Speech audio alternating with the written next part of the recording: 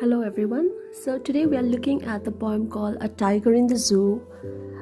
This poem is written by Leslie Norris, and this is a 6 paragraph poem consisting of 4 lines each. A Tiger in the Zoo is a poem that contrasts a tiger in the zoo with the tiger in its natural habitat.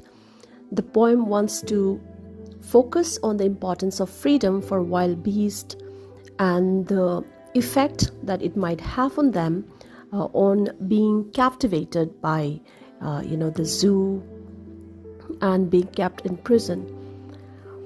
So let's look at the poem. First, let me read out the lines of the poem. He stalks in his vivid stripes the few steps of his cage, on paths of velvet quiet, in his quiet rage. He should be lurking in shadows, sliding through long grass, near the waterhole where the plum deer pass. He should be snarling around houses, at the jungle's edge, baring his white fangs, his claws, terrorizing the village. But he's locked in a concrete cell, his strength behind bars, stalking the length of his cage, ignoring visitors. He hears the last voice at night, the patrolling cars, and stares with his brilliant eyes at the brilliant star. Now let's look at the meaning of these lines that are being given to in this poem. He stalks in his vivid stripes. Now it talks about how the tiger is walking around hopelessly inside the small cage that he's trapped in, on paths of velvet quiet. The paths are the paws of the tiger. So the tiger is walking quietly, raging in anger. So rage means anger. So in his quiet anger, the tiger is walking around, limited to the small cage that he's trapped in.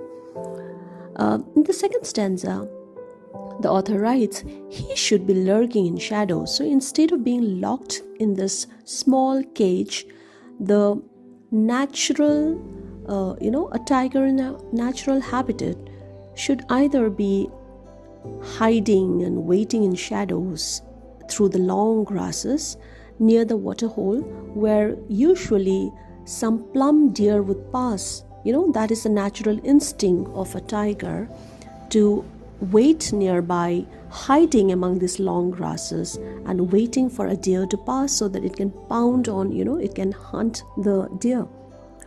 He should be snarling around houses.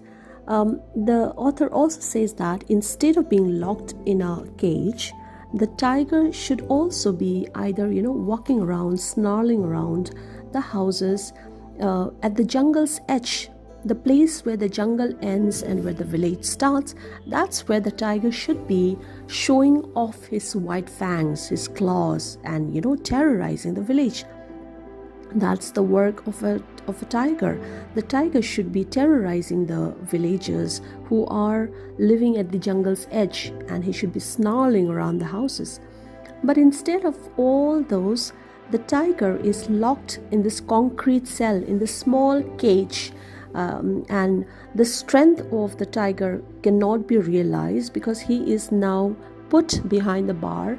He's just stalking the length of his cage. That means he is just able to walk around this small space of the cage, and he's ignoring the visitors. He's ignoring the people who are coming in to look at this majestic beast.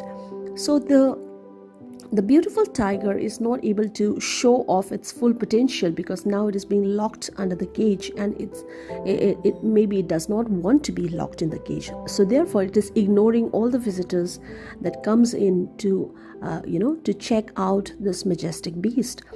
He hears the last voice at night, and the last voice that the tiger would often hear are the patrolling cars, because it is now in a zoo, and the patrolling cars are those security who goes around with their cars trying to make sure that all the animals in the zoo are safe and sound.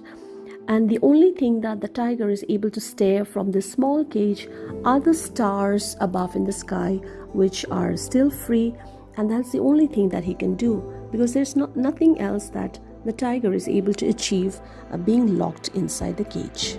So that is the main idea behind this poem. I hope you like it. Thank you.